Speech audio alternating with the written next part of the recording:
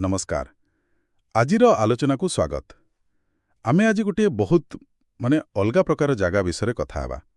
आसामर नीलाचल पहाड़ उपरे कामाख्या मंदिर। हाँ नमस्कार। एटा एमिति गोटे जागा जोठे विश्वास रहस्य आउ तंत्र सबू मिसी जाइछि। हाँ सहीया। तो आम पाखरे जहा तथ्य अछि सेही आधार रे एहार गुरुत्वटा टिके बुझिबाको चेष्टा करिबा। निश्चय एटा तो गोटे शक्तिपीठ आउ एहार आरंभ सेई माँ सतींको कहानी सह जोड़ा। आमे चेष्टा करिबा ए जागार मूल कथा आउ एहार जेते सबु दिग अछि से सबुको टिके देखिबा। ठीक तेबे से पुराना कथारो ही आरंभ करिबा।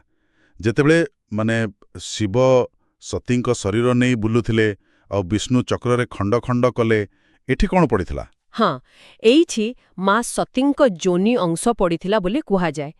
सेइथिपाई तो एहाकु जोनी पीठ कुहंती। अच्छा जोनी पीठ।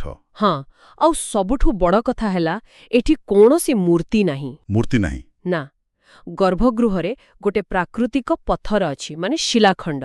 सेटा जोनी आकारर आउ सेथिरु सबु बेले पानी बाहरु थाए। ओहो एटाकु ही देवींको सृजन शक्ति नारीत्वर प्रतीक भावे पूजा करा जाए। बोधुए एई जो प्रकृतिर सीधा सड़क उपासना एटा ही एहाकु तंत्र साधना पाई एते मुख्य करिछि। यह वास्तविक बहुत अलगा। आउ ए मंदिरर इतिहास केबेकार एटा? इतिहास तो कुहे मूल मंदिर बहुत पुराना किंतु मझिरे ध्वंस होई जाइथिला।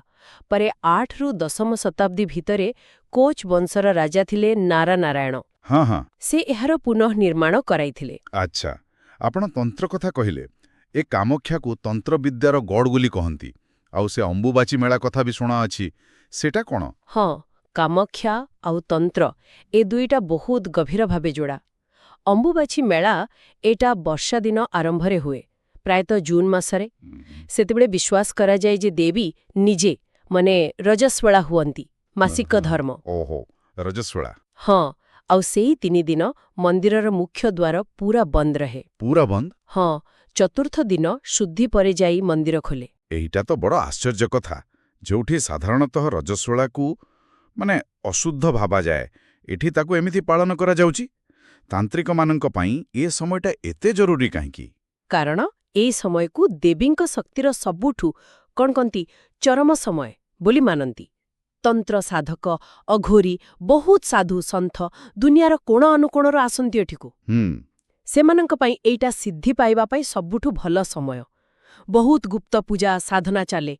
लोक कथा अछि जे एई समय रे साधना कले देवी शीघ्र खुशी होई बर दियंती। बापरे ए सब सुनिले जागाटा आहुरी रहस्यमय लागुची। निश्चय आहुरी किछि कहानी थिबा या सह जोड़ा। हाँ बहुत अछि। जेमती कुहंती मंदिर पाखरे जो गुंफा सब अछि सेठी साधना करू करू केतेक साधक पूरा गायब होई जाइछंती। गायब माने पूरा अंतर्धान? हाँ सेमिति सुना जाए। कुआडे गले केमती गले केई जानंतिनी।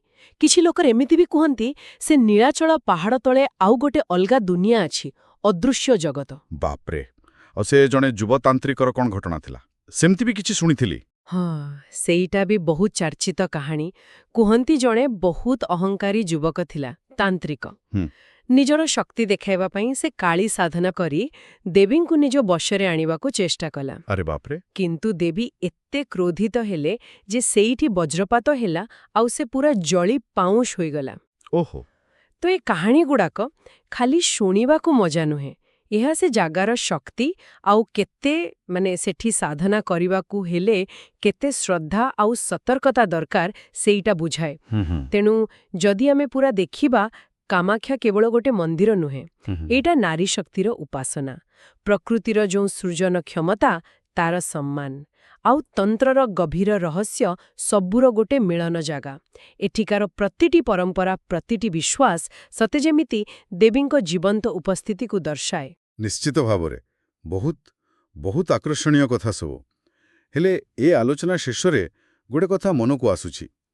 आजिकार ए जो आधुनिक जुग विज्ञानर जुग एथरे ए जो प्राचीन विश्वास नारी शक्तिर एमिति गोटे नियारा प्रतीक आउ तंत्र भली गूढ़ परंपरा एसबुर आम समाज पई कौन प्रासंगिकता थाई पारे माने कौन महत्व थाई पारे एइटा भाबिबा पई गोटे विषय निश्चय।